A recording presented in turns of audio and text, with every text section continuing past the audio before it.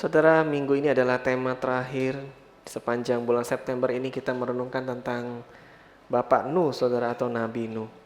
Dan kita akan merenungkan satu tema di dalam hari ini, saudara, bahwa bukan Nuh yang tidak pernah gagal, tapi kasih setia Tuhan yang tidak pernah gagal, saudara. Manusia bisa gagal, tapi tidak dengan Tuhan. Gagal dalam hal apa, saudara? Janji, saudara. Janji adalah salah satu hal yang sering kita buat dalam hidup. Siapa yang tidak pernah buat janji? Tidak ada. Kita pasti pernah buat janji, kita pun pasti pernah menerima janji. Yang paling tidak enak dari janji itu apa, saudara? Kalau janji itu tidak ditepati. Bukan cuma kita yang tidak menepatinya, saudara. Mungkin juga orang lain yang tidak menepati janji.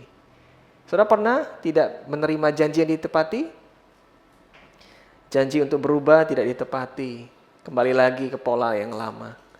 Janji besok datang jam 10. Tunggu sampai jam 11, jam 12 nggak datang-datang. Janji bulan depan hutangnya dilunasi. Yang pinjam hutang pura-pura lupa ingatan. Saudara pernah menerima janji yang tidak ditepati? Mungkin pernah atau malah sering. Dan semakin sering kita mengalami itu, semakin kita tidak mudah percaya dengan orang lain. Nah, saudara, Tuhan telah memimpin Nabi Nuh dari berbagai peristiwa. Dari minggu pertama sampai minggu kedua, 3 dan 4. Hari ini adalah kayak penutupnya, saudara. Hari pertama kita melihat bahwa dosa begitu hebat. Tuhan memberikan kasih karunia untuk menyelamatkan Nuh. Lalu kita lihat waktu mereka sudah masuk ke dalam bahtera, sudah terlambat untuk orang-orang sekeliling untuk diselamatkan. Jadi kasih karunia Tuhan ada batasnya. Kesempatan kita untuk bertobat itu ada batasnya. Semuanya akan ada terlambat. Dan setelah diselamatkan di dalam bahtera, mereka tidak di dalam bahtera selamanya. Akhirnya mereka keluar. Inilah khotbah kita hari ini merenungkan tentang janji Tuhan yang tidak pernah gagal. Kita buka, saudara, Kejadian pasal 9 ayat 13. Kejadian pasal 9 ayat 13.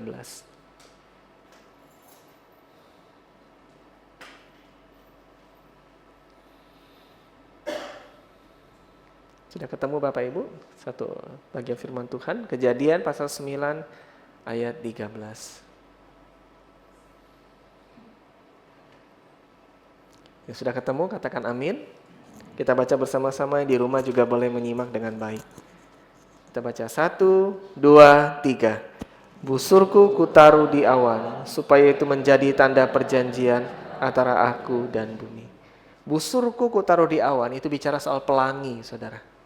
Ya, kita pasti pernah melihat pelangi setelah hujan atau saat hujan berlangsung. Itu busur, saudara. Busur di langit itu bicara soal pelangi. Dan setiap kali diberikan pelangi, itu menjadi tanda bahwa Tuhan tidak akan lagi menghukum umat manusia dengan air bah, saudara. Tidak akan lagi membinasakan manusia dengan kebinasaan yang total. Saudara, Tuhan membuat janji ini dengan sebuah tanda pelangi, saudara. Manusia, saudara, kembali lagi bisa dikatakan tidak menepati janji, ingkar janji. Ada janji yang terlupakan, ada janji yang sengaja diingkari, saudara. Bukan tidak sengaja, sengaja diingkari. Ada juga janji hanya diucapkan untuk nyenengin orang. Tapi tidak dengan Tuhan, saudara. Waktu dia berbicara sesuatu, dia pasti akan tepati. Nah, karena Tuhan kita adalah Tuhan yang selalu menepati janjinya, kita bisa rasa ada tenang. Ini pertama dari kisah pelangi ini, saudara. Kita diingatkan bahwa Tuhan tidak pernah gagal menepati janji. Tidak pernah gagal. 1, 2, 3. Tidak pernah gagal. Tuhan tidak pernah gagal, saudara. Setelah air bah selesai, bumi hancur, saudara. Yang tersisa hanya Nuh, istri, 3 anak, 3 perempuan. Selesai? Belum. Tambah bermacam-macam hewan, saudara, di kapal yang besar itu. Tapi Tuhan tidak melupakan dia. Nah, demikian juga saudara dengan saya. Kita tidak pernah dilupakan Tuhan. Saat hidup kita penuh dengan ketidakpastian. Ketidakpastian ekonomi, ketidakpastian kesehatan, ketidakpastian macam-macam, saudara. Tuhan mengingatkan janjinya bahwa dia tidak pernah meninggalkan kita. Bahwa dia selalu mengingat kita, Dia berjanji memelihara kita, berjanji memberi kekuatan, berjanji do the best, lakukan yang terbaik untuk kita. Saudara, waktu kita setiap kali nanti kalau ketemu pelangi, saudara, dan kita lihat pelangi, ingatlah itu bukan hanya fenomena alam, tapi ribuan, ratusan tahun Tuhan sudah merancang pelangi menjadi reminder, saudara, pengingat akan janjinya bahwa dia adalah Allah yang setia. Apapun kondisi kita mungkin seperti Nuh saat ini. Waktu dia keluar dari Batra, saudara, kondisinya mungkin tidak sama kayak dulu. Dia tidak jelas bagaimana masa depannya. Kita pun pernah mungkin mengalami ketidakjelasan masa depan. Ketidakpastian akan hal-hal yang menanti kita di depan. Tapi dalam ketidakpastian, kita punya satu hal yang pasti, yaitu Tuhan. Amin. Kita punya Tuhan yang janjinya tidak pernah berubah. Saudara, hidup kita pun bisa penuh ketidakpastian, tapi janji Tuhan berdiri teguh.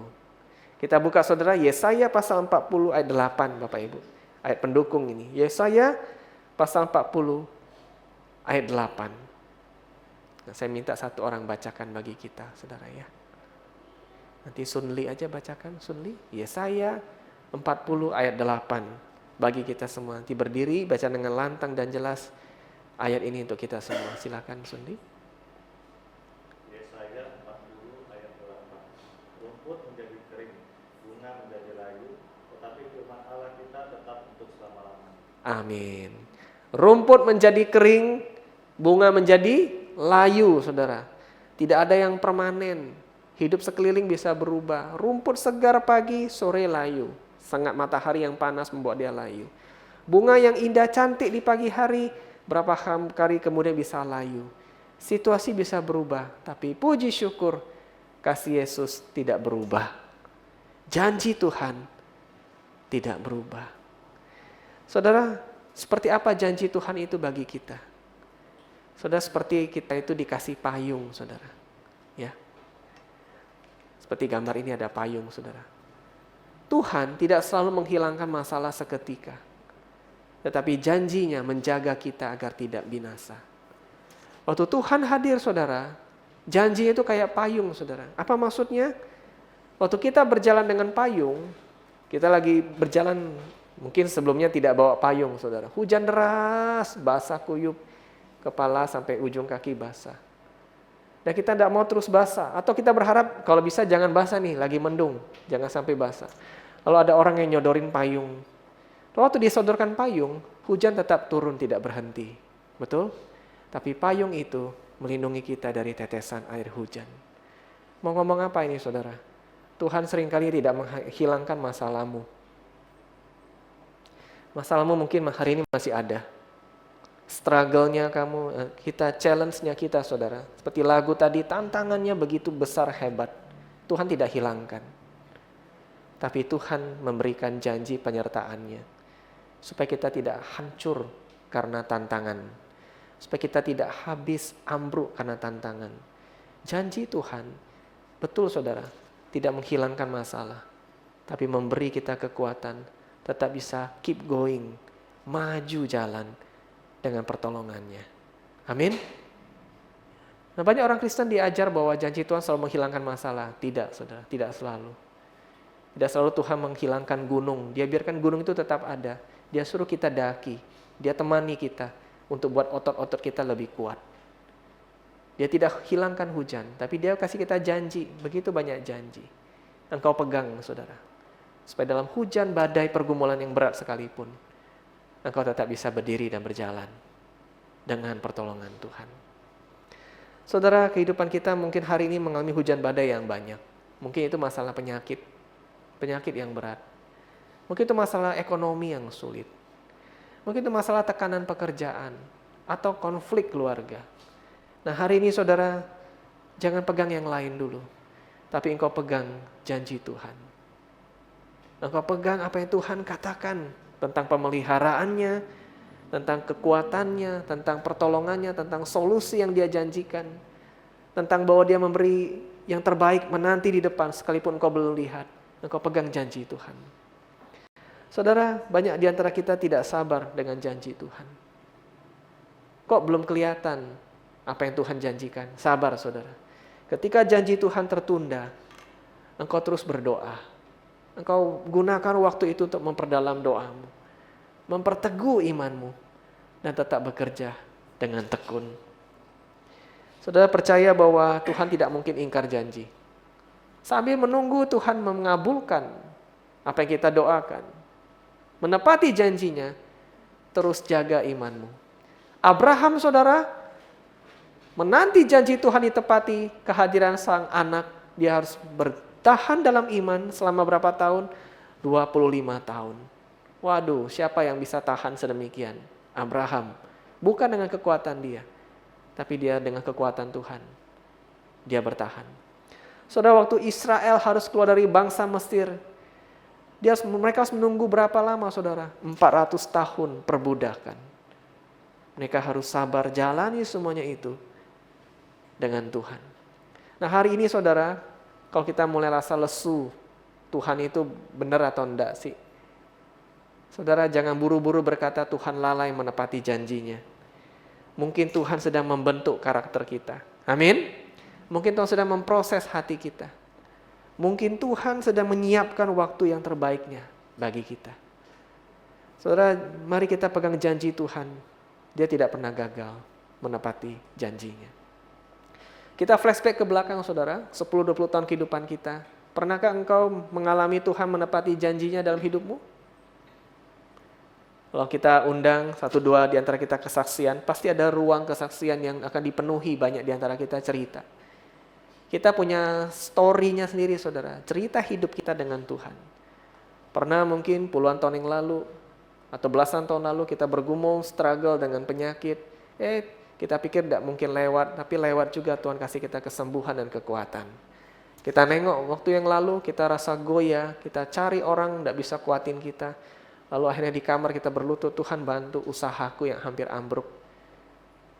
Kita pegang janji Tuhan, Dia memelihara dengan sempurna, dan Dia menepati janjinya. Nah akan banyak kesaksian kita di masa lalu, pribadi lepas pribadi. Nah saudara, kalau hari ini kita bergumul berat, engkau jangan pegang yang lain, tapi engkau pegang apa yang Tuhan janjikan kepadamu. Mengapa saudara? Dia tidak pernah gagal menepati janjinya. Mungkin bukan besok, mungkin tahun depan, mungkin 3 tahun lagi, atau jangan-jangan bulan depan. Who knows saudara, siapa yang tahu. Tapi seperti Abraham, seperti orang Israel, seperti Yusuf, seperti Nuh saudara.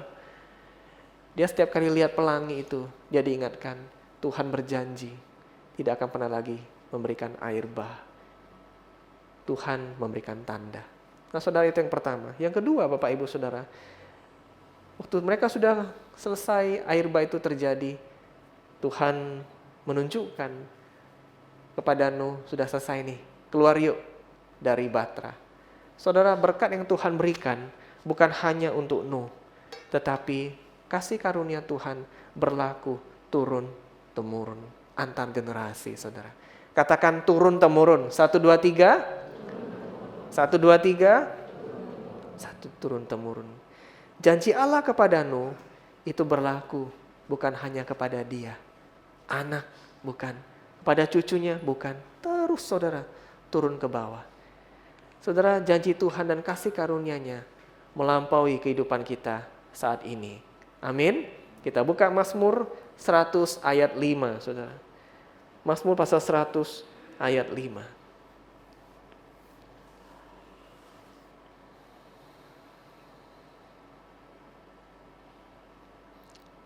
Satu orang bacakan bagi kita. Tadi yang pria Sunli, sekarang yang wanita. Minta Meriel deh, bacakan untuk kita, boleh Yen? Berdiri ya, Meriel ya. Bacakan Mazmur 100 ayat 5.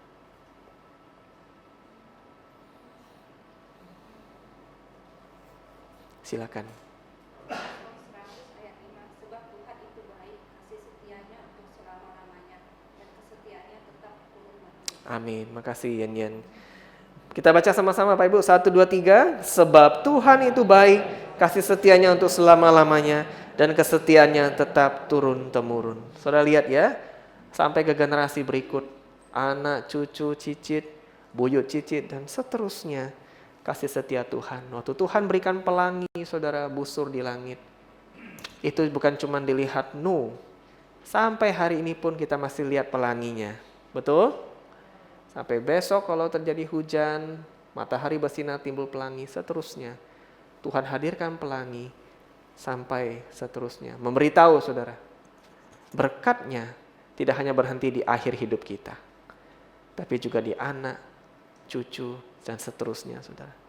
Saudara, kita patut bersyukur kita punya Allah yang selalu menepati janji. Berapa sih maksimal umur yang kita hidup di dunia ini, saudara? Yang kita inginkan? C. Erlina Wibowo, pengennya umurnya sampai berapa maksimal, C, di dunia ini? Sekarang ada 50, C. Ada 50. Harapannya sampai 55, 60. Apa, C? 100. Jadi masih setengah lagi ya, C, ya. 50. Doa-doa sampai ke angka 100. Kalau sampai 100, kira-kira ke angka berapa, C? Nawar dikit. 80, 90. Tapi yang penting sehat, betul? Ya, kalau 90-nya ya sehat kan. Kalau nggak mau 90 diranjang terus juga nggak enjoy. Sehat, kaya, terus apa lagi? Nah, damai, harmonis, itu doa kita, saudara ya. Pak Erik, mau umur berapa Pak Erik maksimal? 80. Sekarang 50. 50-an kok? 51. Oh, 50-an, jangan disebut maksudnya. Saya pikir 51 tadi ya, saudara. Ternyata jangan disebut 50 berapa. 80, saudara. Ya, kita pengennya sampai tua, sehat dan baik. Dan tentu kita ingin melihat anak kita melahirkan cucu nanti. One day, kalau saya, Cak Erlina, pengen melihat anaknya Jessica punya keluarga tentu dan punya cucu. Mau cucunya berapa? Planningnya, Cek? Tergantung anaknya. Ada banyak di Singapura, saudara, mereka child free, mereka nggak mau punya anak, nggak mau repot, bukan hanya child free, marriage free, saudara, mereka juga nggak mau menikah. Maka tingkat pernikahan di Singapura pun agak sulit sekarang. Mereka mendorong supaya banyak yang menikah dan berkeluarga. Dan kita doa, saya juga doa anak saya Elin, saudara, one day dia menikah, berkeluarga, punya anak, jangan banyak-banyak, kalau bisa 2 saja. Ya, kenapa? Banyak anak, nanti kalau repot ngurus, titipnya ke siapa, saudara? Akongnya, ya. Pada akongnya mau have fun di usia tua. Bercanda, saudara ya.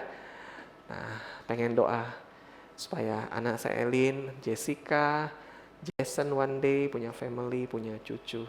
Harapannya kita, Ko Erik, anaknya Jason itu mendapat warisan apa yang paling berharga dari Pak Erik turunnya?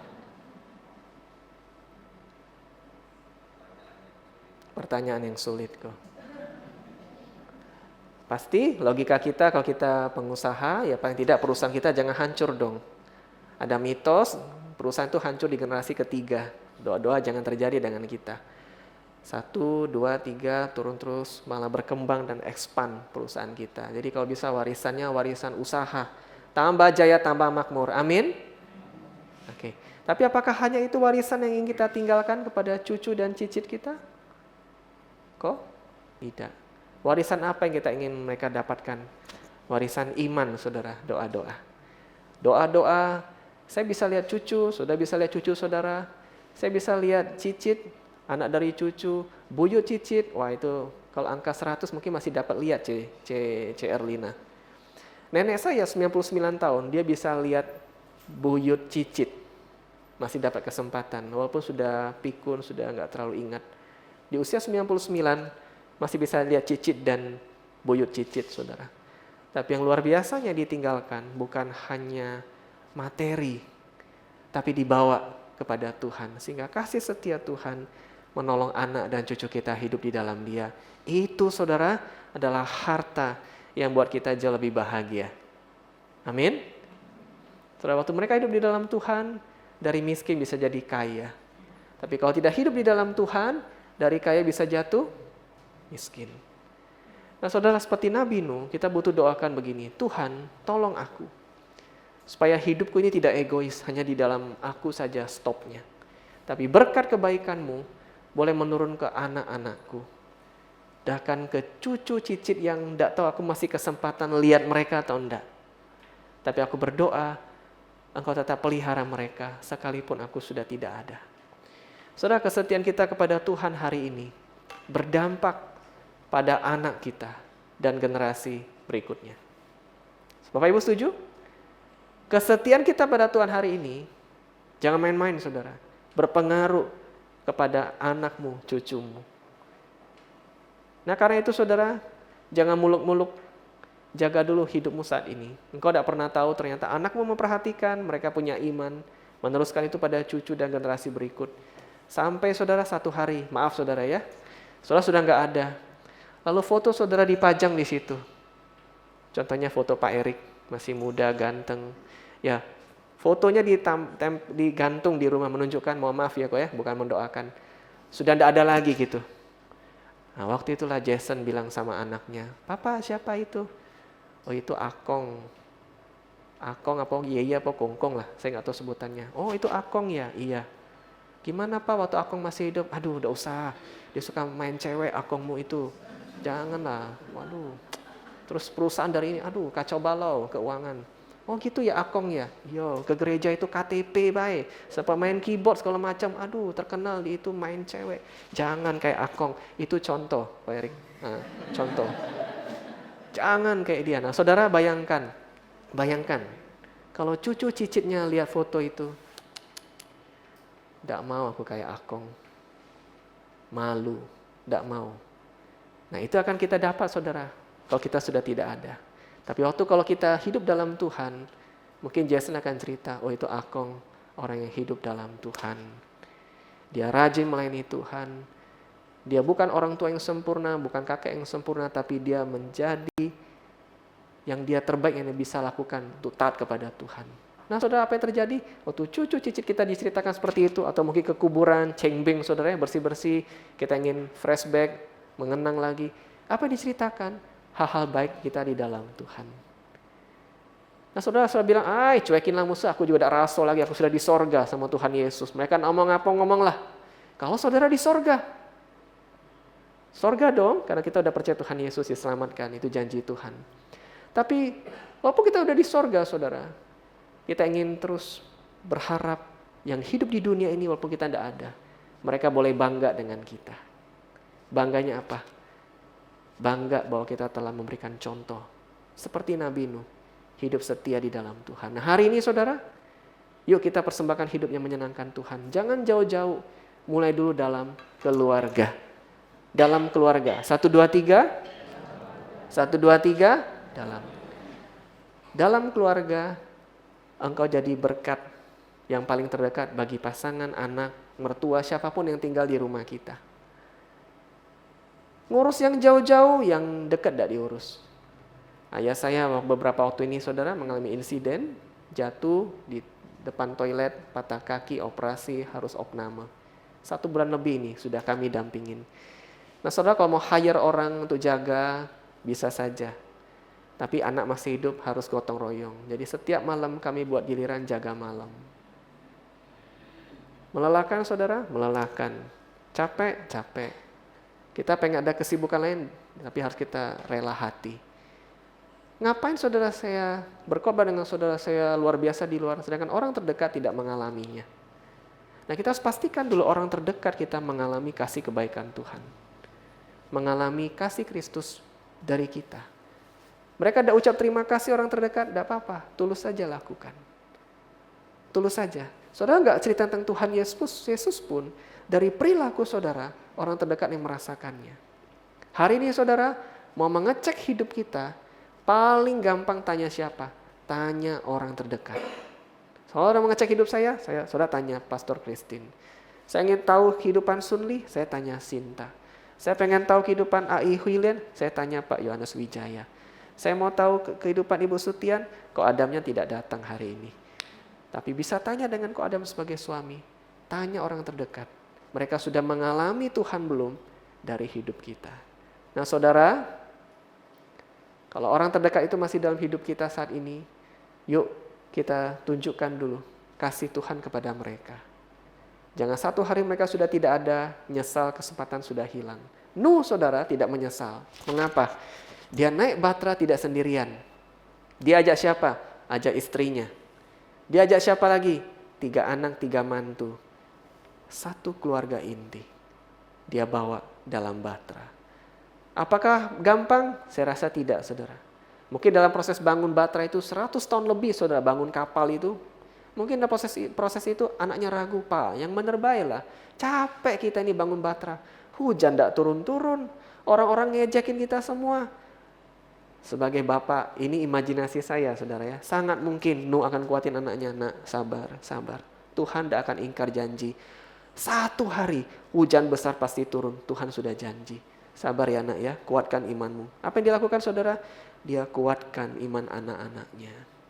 Ayub juga demikian saudara, punya berlimpah banyak duit. Kadang banyak duit anak-anak bisa jadi tidak karuan. Dia takut. Apa yang dilakukan? Dia berdoa tiap hari, Tuhan tolong ampuni kalau anak saya buat dosa. Dia jaga iman anak-anaknya saudara. Hari ini para suami, kau diminta bukan cari nafkah saja, tapi kau menjadi imam yang membimbing keluargamu. You are the leader yang harus bimbing istri anakmu untuk ke dalam Tuhan. Saya tidak perfect suami, is okay. Tapi engkau dipanggil Tuhan, itu peranmu. Engkau terus pupuk dirimu semakin baik. Yang terjadi engkau akan pupuk juga keluargamu semakin baik. Nah saudara mari, jadikan ini contoh. Tuhan tidak pernah ingkar janji. Kita pun jangan ingkar janji. Kita setia kepada Tuhan, setia kepada keluarga kita, setia meneruskan kasih setia Tuhan itu kepada turun-temurun kita. Amin. Mari kita berdoa.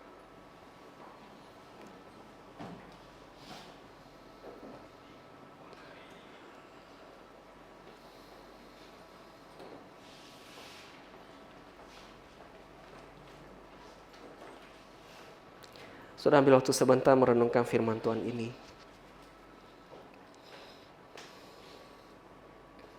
Pergumulan berat apa yang saudara sedang hadapi hari ini? Kadangkala orang sekitar susah mengerti saudara. Susah memahami, menyelami perasaan saudara. Pergumulan saudara. Tapi bersyukur Tuhan Maha Tahu. Dia melihat hatimu yang terdalam. Dia tahu kondisimu. Dia tahu apa yang menjadi tantanganmu. Dia tahu harapanmu. Dia tahu kerinduanmu. Dia tahu begitu rupa. Nah saudara mari datang pada Tuhan Yesus, katakan, Tuhan aku lemah. Aku ingin pegang Engkau menjadi sumber sandaran kekuatanku.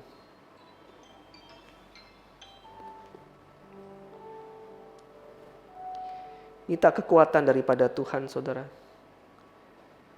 Jangan engkau menyerah. Jangan kau jatuh dalam godaan iblis. Pikiran-pikiran yang menyesatkan, yang jalan pintas yang tidak benar.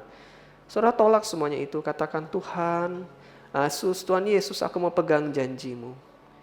Aku mau setia kepada Engkau. Sehingga kelak satu hari menjadi berkat bagi keluargaku, bagi generasiku. Ambil waktu pribadi saudara. Buka hatimu. Ceritakan pergumulanmu. Dan pegang janji Tuhan.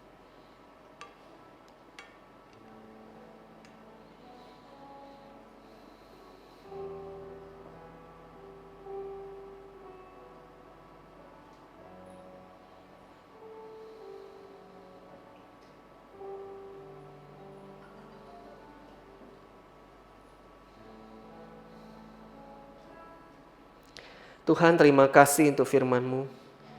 Menorehkan pelangi, menunjukkan bahwa Tuhan berjanji dan akan selalu pegang ucapan-Mu. Engkau pernah berjanji Tuhan bahwa Engkau akan memelihara kami. Engkau berjanji bahwa Engkau akan terus memberi kami penyertaan dalam lembah kelam yang kami hadapi. Engkau berjanji Tuhan bahwa Engkau sanggup menghidupkan apapun yang sudah mati di tangan kami hari ini. Engkau pernah berjanji Engkau akan mencukupkan kebutuhan kami secara ajaib. Engkau berjanji Tuhan Engkau mengampuni dosa-dosa dan kesalahan kami. Engkau berjanji Tuhan bahwa masa depan kami masih Tuhan sediakan yang terbaik. Engkau berjanji Tuhan bahwa Engkau adalah Allah pembuat mujizat. Tidak ada yang mustahil bagimu. Dan Engkau berjanji Tuhan, tidak akan memberikan pencobaan melebihi kekuatan manusia. Tuhan, begitu banyak lagi janji-janji yang kami bisa pegang. Dan hari ini kami mau andalkan Engkau melebihi situasi kami. Terima kasih Tuhan Yesus untuk firman-Mu. Kami ingin jadi berkat bagi keluarga kami. Kami ingin jadi berkat bagi orang terdekat kami. Dalam kelemahan, dalam kekuatan kami. Terima kasih Tuhan Yesus untuk firman-Mu. Di dalam nama Tuhan Yesus, kami bersyukur, kami berdoa. Amin.